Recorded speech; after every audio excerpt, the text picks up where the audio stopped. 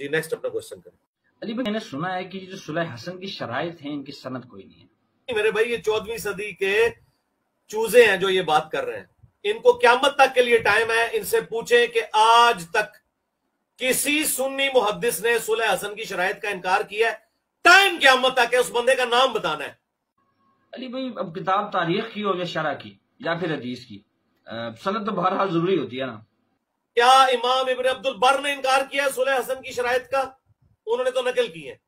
کیا امام ابن اثیر نے، ابن کثیر نے، یہ ان لوگوں نے، چونکہ صلح حسن ان کے گھاٹے میں فٹ ہوئی تھی تو یہ سندوں کے چکر میں پڑ گئے۔ علی بھائی امام ابن کثیر نے، امام ابن اسیر نے بے شک اس کو نقل کیا ہے، لیکن اس کو صحیح تو نہیں کہا۔ اور سند کہاں ہے اس کی؟ سند انہوں نے نہیں لکھی ہوئی اس کی۔ سندوں میں تو پڑھنے کی ضرورت ہی نہیں میرے بھائی۔ نہ کریں علی بھائی، عبداللہ ابن مبارک کا قول آپ کو یاد ہے جو صحیح مسلم کے مقدمے میں ہے کہ دین کی اساس کیا ہے؟ اسناد ہیں، ٹھیک ہے؟ اور اب آپ ایسے ہی بات کریں گے تو کیسے چلے گا؟ آپ کہتے ہیں ہم حوالے دیتے ہیں، تو پھر حوالے کا مطلب کتاب کا نام تو نہیں ہوتا، اسناد ہوتا ہے، اسناد کی صحت ہوتی ہے۔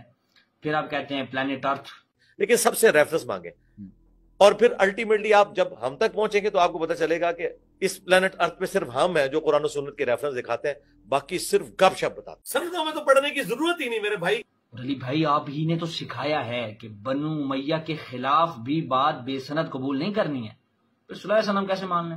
جہاں تک تاریخ کا تعلق ہے تو تاریخ دانوں نے بڑی محنت کی، ہمارے بزرگ ہیں، لیکن انہی بزرگوں نے ہمیں یہ بات سکھائی کہ بغیر کسی کی سند کے حدیث کو قبول نہ کیا جائے، اور حدیث میں سند بھی ملے تب بھی اس کو صحیح اور ضعیف اور موضوع کا فرق کرنا ہے۔ تو جب حدیثیں نہیں لی جائیں گی سند کے بغیر اور سند کی صحت کے بغیر، تو اقوال جو واقعہ کربلا کے بارے میں ہے یا یزید کے بارے میں ہے یا بنو امیہ کے بارے میں ہے، وہ بغیر سند کے کیسے لیے جا سکتے ہیں؟ ہم نبی صلی اللہ علیہ وسلم کا فرمان نہیں بغیر سند کے قبول کرتے، حالانکہ ہمیں کہا جاتا ہے یہ حدیث ہے۔ تو ہم ان لوگوں کی، ایرے غیر لوگوں کی باتیں کس طرح بغیر سند کے قبول کر لیں؟ کبھی نہیں کریں گے۔ یہی ہمارے محدثین رحمہم اللہ نے ہمیں درس دیا ہے۔ کا مطلب ہی ہوتا ہے کہ شرائط پہ۔ علی بھائی ایک چیز ثابت ہی نہ ہو، پروو ہی نہ ہو، اس کی سند ہی نہ ہو، تو اس سے ایک ثابت شدہ بات کیسے منسوخ ہو سکتی ہے؟ ایسے تو نہ کریں۔ میں نے جی ٹی وی کے اوپر تب یہ صاف کیا، وہ پروگرام دیکھا ہے آپ نے؟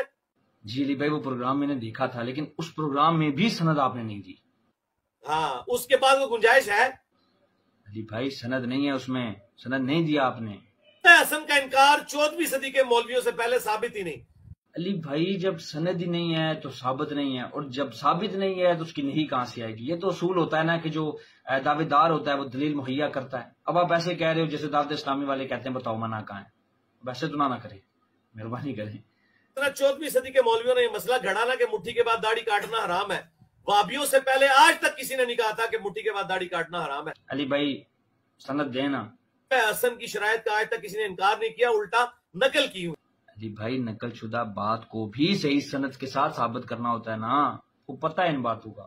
یہ سندوں کے چکر میں پڑ جاتے ہیں۔ سندوں میں تو تب پڑے نا جب یہ وہ تفصیلات حدیث میں بھی آئی ہو۔ حدیث میں جب اتنا آ گیا کہ صلح آفر ہوئی، صلح کا مطلب ہی ہوتا ہے شرط۔ اچھا تو یعنی سند کی ضرورت نہیں ہے؟ صلح خود اپنے اندر، جیسے میں آپ کو نکاح، ٹھیک ہے، اب میں پوچھوں اگر انہی لوگوں سے کہ حضرت معاویہ نے اپنی پوری زندگی میں جتنی شادیاں کی ہیں تو وہ حق مہر دیا تھا انہوں نے؟ ایک ایک سند سے ثابت کریں۔ علی بھائی گزارا کریں، کہاں کی بات کہاں لے جاتے ہیں؟ مطلب آپ یہی کہنا چاہ رہے ہیں نا کہ بات بس نقل ہونی چاہیے، سند کی ضرورت نہیں ہے؟ اور جب وہ قبول ہوتا ہے، یہ تو ہو ہی نہیں سکتا حق مہر نہ دیا ہو۔ نہیں، سند دکھاؤ کہ حق مہر دیا ہے، ورنہ وہ نکاح نہیں ہوگا۔ کتنا بڑا پھکا دیا میں نے، ماشاءاللہ بہترین پھکا تھا، لیکن سند کہاں ہے؟ بھائی نکاح کا مطلب ہی یہ ہے۔ او بھائی جاہل وافیو، صلح کا مطلب ہی یہی ہوتا ہے۔ صلح حدیبیہ ہوئی تو شرائط تھی نا۔ صلح کا مطلب ہی ہے کہ دونوں پارٹیاں کنسنسس کے ساتھ شرائط کے اوپر ایگری کریں گی۔ بالکل، چلے for the sake of argument مان لیتے ہیں کہ آپ صحیح کہہ رہے ہیں کہ صلح کا مطلب شرائط ہوتی ہے، لیکن اب وہ شرائط کیا ہیں یہ تو صحیح سند سے ثابت ہونا چاہیے نا۔ تو سند دے دیں تاکہ پھر بس کہانی ختم۔ ٹھیک ہو گیا بھائی وہ سند دی نہیں آپ نے، لیکن بہرحال فی مان